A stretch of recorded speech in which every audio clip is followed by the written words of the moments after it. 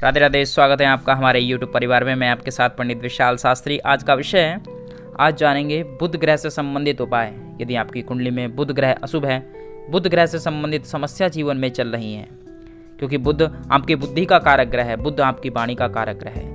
यदि बुद्धि सही मार्ग पर नहीं है, यदि वाणी शुद्ध नहीं हो रही है, हकलाकर बोलते हैं, तुतलाकर बोलते हैं, तो कहीं ना कहीं बुध का दोष है। तो बुध की शांति, बुध का उपाय अवश्य करना चाहिए। मित्रों, चैनल पर नए हो तो चैनल को अवश्य सब्सक्राइब करें, ताकि ऐसे ही ज्ञानप्रद वीडियो आपको निरंतर प्राप्त होती रहे। चलिए जानते हैं बुध ग्रह शांति के उपाय। यदि आपकी बुद्धि तीव्र है, तेज है और आपकी वाणी बहुत मधुर है, सुंदर है, तो आपका बुध ग्रह कुंडली में प्रबल है। लेकिन इसी के विपरीत यदि बुध अशुभ होगा आपकी कुंडली में, तो बुद्धि सही तरीके से आपका कार्य नहीं करेगी। यदि बुध अशुभ है तो आपको व्यापार में लाभ नहीं होगा।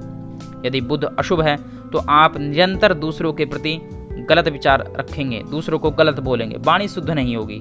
ऐसा प्रभाव कुंडली में बुध ग्रह देते हैं। तो इसलिए बुध ग्रह को अच्छा रखना, बल प्रदान करना बहुत जरूरी है, क्योंकि जीवन में यदि सब कुछ प्राप्त करना है, धन दौलत वैभव, तो आपका बुध ग्रह बहुत अच्छा होना चाहिए।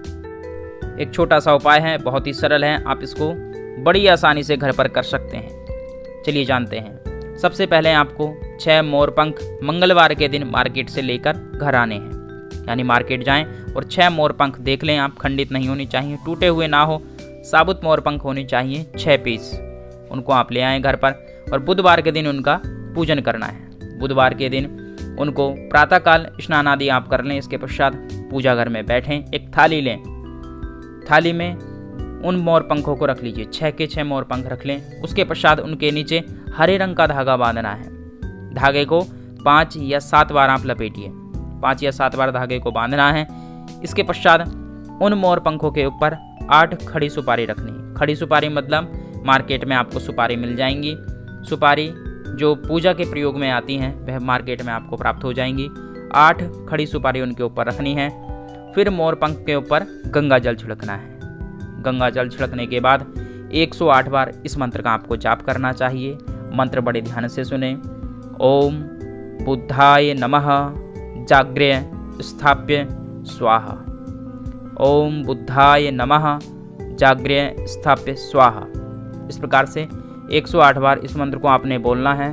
अगर समय अधिक है तो इसकी 5 माला कर सकते हैं और 11 माला, जितना समय है। समय कम है तो 108 बार इस मंत्र को पढ़ें। इसके पश्चात पान के पत्ते ले लीजिए। आपने 2 पान के पत्ते लेने हैं। दोनों पान के पत्ते सामने रखिए, उनके ऊपर भी 1-1 सुपारी रख लीजिए। इसके पश्चात उन पर हरी मिठाई का भोग लगाना है।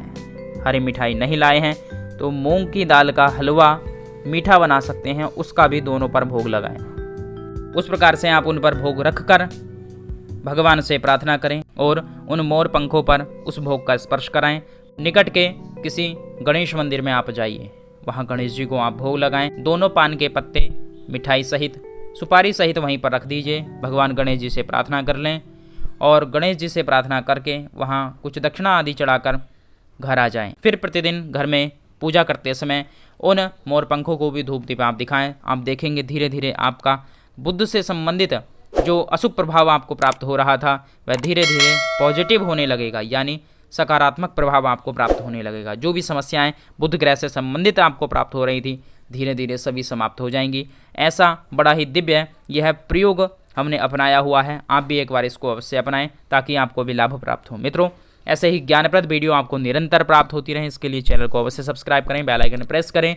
मिलते हैं अगले ज्ञानवर्धक उपाय के साथ।